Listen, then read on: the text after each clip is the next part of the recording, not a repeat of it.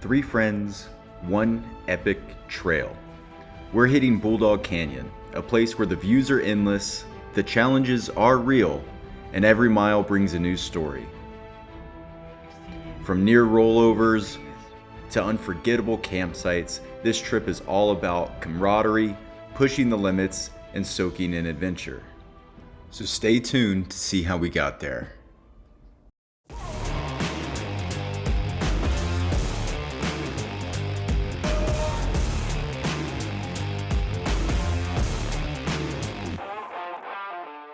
What's going on, guys? Zach with Overlanding Shakedown. Today we are heading out to Northeast Mesa to meet Derek and Josh to go on Bulldog Canyon Trail. We are planning on doing an overland trip, and it's going to be like our shakedown equivalent to all of our camping equipment. Josh and Derek haven't really camped or overland, so they got things that they think are going to be good for them. And then me, of course, I feel like I'm pretty well packed in overland and experienced in camping. So we're essentially shaking down their equipment, making sure that they have all the things that they need, and then taking notes of the things that we don't have or would like to have out on the trail. Now, I'm about to get on the highway, and with my rooftop tent on, it can get pretty windy. So we'll circle back whenever we meet up with Derek and Josh over at the gas station, and then we'll get out on the trail. Every off-roader knows that the beginning of any journey starts at the gas station. So we filled up, checked our gear, and made our way out to the trail. The weekends are pretty busy, but luckily for us, we're going out in our rigs, so we drive through the gate and find a spot to air down. Airing down was a breeze for some of us, but not for all of us. Josh and I have the ones that you screw into all four tires, set a PSI, and then call it a day. That's why I'm able to come out here and film and talk about it. Unfortunately, Derek is still running kind of what was the industry standard of the rapid tire deflator, and he was showing it off. Show a little closer. I still have not jumped on the cool kid bandwagon, so still using the old school deflator.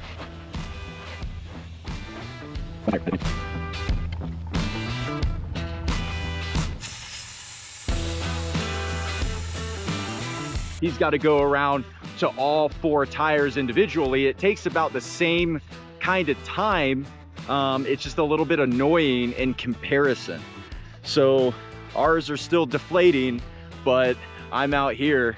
Derek's kind of having to hang around his Jeep. We saw Derek, and we got Josh on the trail today too. No Jeep, no life on Instagram. Yeah, you got to check out his channel. He does a lot better Instagramming than I do. From a couple of our videos, you probably remember Josh. He is an excellent chef. He's got the carne asada ready for this weekend. Heck yeah. But he's also changed a couple of things to the Jeep. So Josh, what'd you do different to the Jeep? Well, we upgraded to the KVD high clearance fenders, you know. I mean, you can see the difference on it, you know. I mean, we've been working on the suspension, you know, tie rod, drag link by Dodge Off-Road, you know, sitting on a stage 4 Evo lift kit, you know. So definitely been putting some work on this baby, you know. So what's one of the cool features of these KVD fenders? Like, what do you like about them? Why'd you pick them? I don't know the proper name, but it's like a polyethylene material or something like that. It's like a very flex material, you know. If it bends or anything, it would not cause a crease.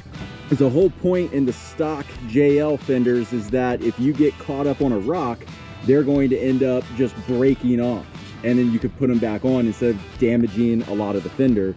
Where this, if you replace it with a metal one, that could do some body damage if it's pushed in. But these have a whole bunch of flex to them and still a spot for the LED headlight and all of that clearance. Well, Josh, thanks for taking the time to talk about your rig. Nah, no worries, anytime. Black Mamba. Black Mamba out here doing some overlanding today. So, heck yeah, dude. So excited. This trail is a relatively easy trail for all of these modified rigs, but whole plan is to get out here, enjoy the outdoors and do some camping with the kiddos. Josh, you and I, we're out here chilling, right? And what's Derek doing? Why is he? Hey. You know, I'm still hanging out. He's still monitoring, You know, he's deflating. I'm deflating, making sure everything is at the optimal tire pressure. Hey Derek, you wanna borrow my kit though, so you can just hang out with us for a little bit? No. I'm done, dude. Here it is. Here it is. All right, smart guy. Like, I'm done too. Yeah, we got here at 8 o'clock this morning. It's 12 o'clock now. We were just waiting for Derek.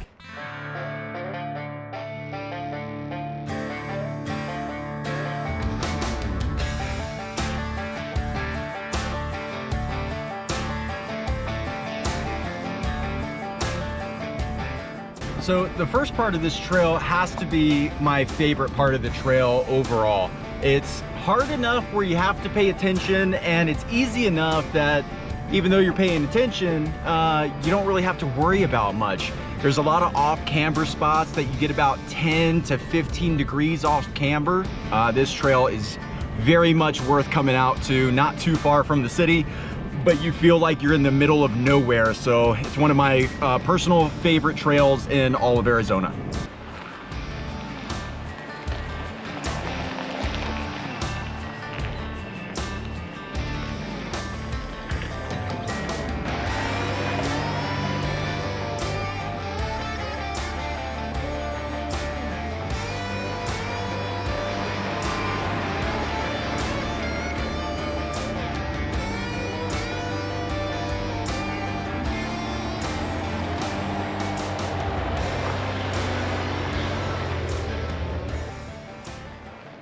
Bulldog Canyon is a 34,000 acre off-road area that is located in the Tonto National Forest, and it can be as easy or as difficult as you want to make it.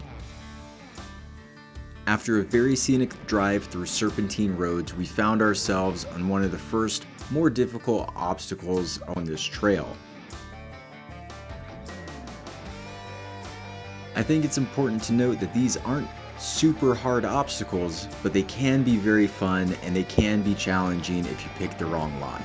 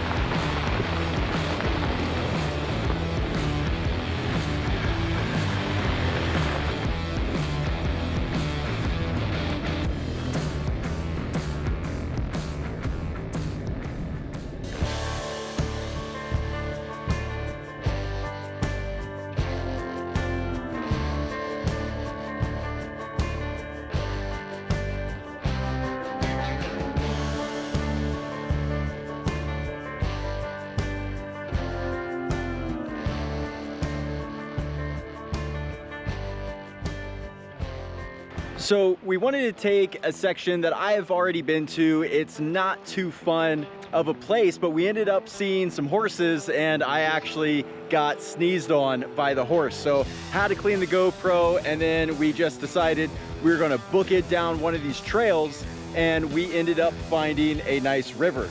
Derek was on the hunt for a couple of telescopic fishing poles, which he brought out to the trail for the first time, and we actually get to use them. None of us were expecting to use them, and here we are getting the chance to not catch anything. Definitely not catch anything, but we are using the gear we packed. Yeah, we're using the gear that we packed. Josh is the smartest one of us. Whew, almost got hit. Out here chilling. The Salt River feeds through a series of lakes, and the closest one being Lake Saguaro. And it was a beautiful sight to see, especially in the middle of the desert.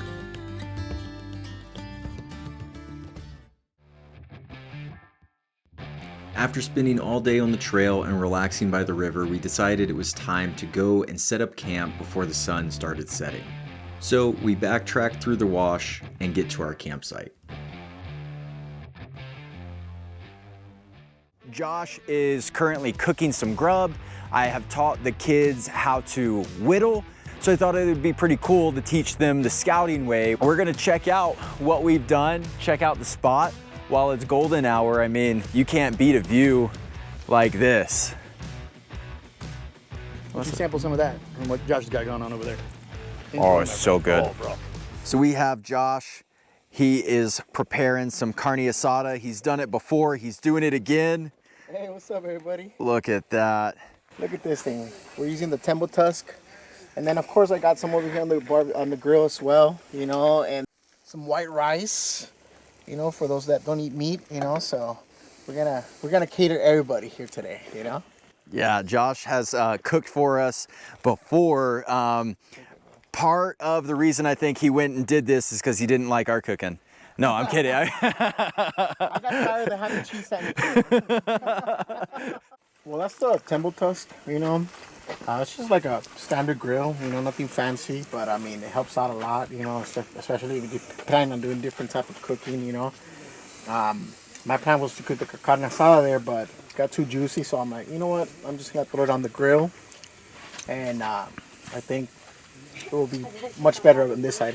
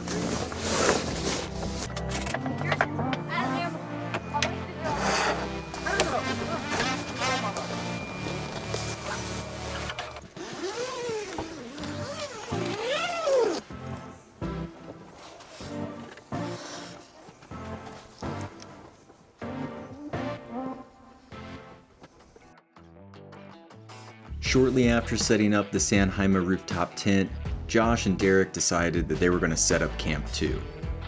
Josh recently found this Shift Pod Mini and it looks awesome set up. And Derek bought a Jeep sleep that he's going to be using on the inside of his Jeep, which I thought was pretty unique.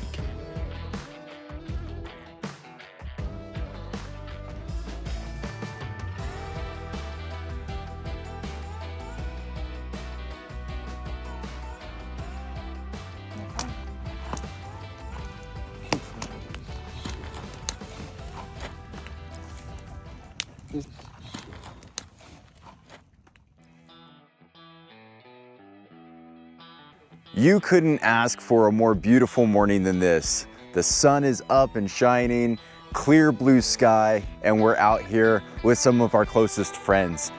Josh and Derek are prepping breakfast right now, keeping the kids entertained, and we're here talking about it. It was 46 degrees waking up this morning. I went around kind of asking everyone how well they slept. Last night, all of us had a really good night's sleep. And for some of these guys, it was their very first time camping. So Josh and Jacob, so far, they're really enjoying the overlanding lifestyle. Derek is just happy to be out here. And as for myself, well, I got to teach the kids how to whittle last night, how to make a fire with just one match. And now we're getting into breakfast. So Josh is cooking up some breakfast. It's going to be a good morning. Let's go see what he's making.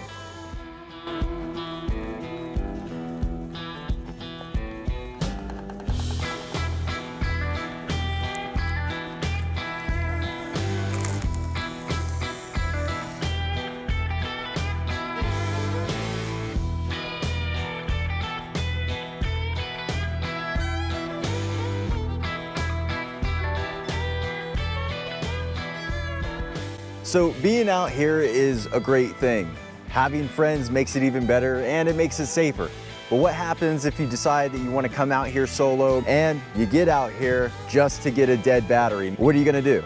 This is a 12-volt jump starter from Ansity, able to jump start your Jeep Wrangler. If you find yourself in a predicament without this, you're gonna be in a world of trouble. Let's open this thing up and see a couple of features that we get. Some just are specific jump starters. That's all they do is jump start your battery. This one, however, acts as a portable power bank too. We have the jump starter module, jumper cables, and the charging cable. After plugging the cables to the module, all you have to do is hook it up to the negative and the positive terminals and wait for this green indicator light. Once the indicator light is on and is green, you are ready to start your vehicle. After being saved from being stranded in the middle of nowhere, disconnect your module first before you disconnect your cables from your battery. And that's all that there is to it. Put everything back the way it was so it's nice and neat, and you have recovered yourself from a dead battery. And you guessed it, link in the description below.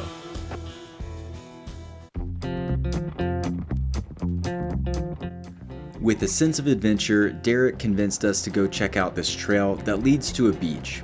Of course, being from Florida, I want to see a beach, and we were all about going to it. The view was breathtaking and the trail was not difficult. Well, that was until this upcoming part. So, in a predicament of trying to get down here with the rooftop tent, we are currently 16 or 14 degrees pitch and 16 degrees roll with a 200-pound rooftop tent. So I have been sliding off the side. I'm almost horizontal on this mountain, and my rear tire keeps sliding down, so much so that Derek doesn't even feel comfortable if I like pursue. He's gonna end up moving out the Jeep and his daughter out of the way, and then all of that is a mess. So we're going to have Josh hook up his winch to my rear and scoot me over a little bit, so then hopefully I can straighten out and then just get down no problem. I tried putting this in park, and the second that I released my foot off the brake, the main brake, even with the e-brake all the way jacked up, still started to slide. So I'm gonna stay put, and I'm gonna rely on the people that I trust the most out here, which is Derek and Josh, and we'll get this figured out and hopefully no problem. I'm going to apologize in advance for not having the right kind of video for it. Unfortunately, we were all caught up in the fact that I was about to roll over, that none of us thought to be recording this process except Josh's son, Jacob. And Jacob is 10, so this is the best that we got.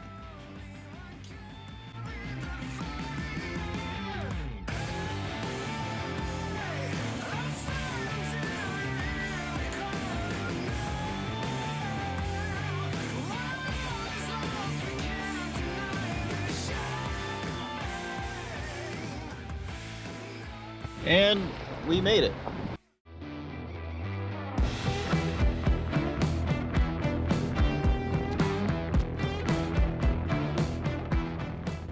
After the thrill of being a damsel in distress, it was nice to set up my awning so that way we had some shade as we were enjoying our time right next to the beach.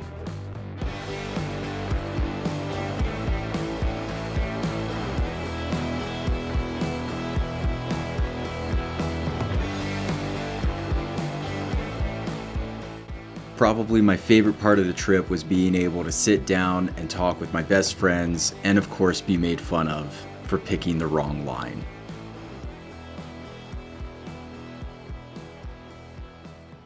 All right, guys, this concludes our trail video of our trip. We saved my butt from rolling over. We had a blast. The kids learned a whole lot of skills that they can use for the rest of their lives. And we got to enjoy just a wonderful weekend out on the trail. If you want to see more of these videos, make sure you give this video a like and subscribe so you don't miss out on our videos coming up. As always, we appreciate you watching our video, and we look forward to seeing you in the next one. Do it for the gram.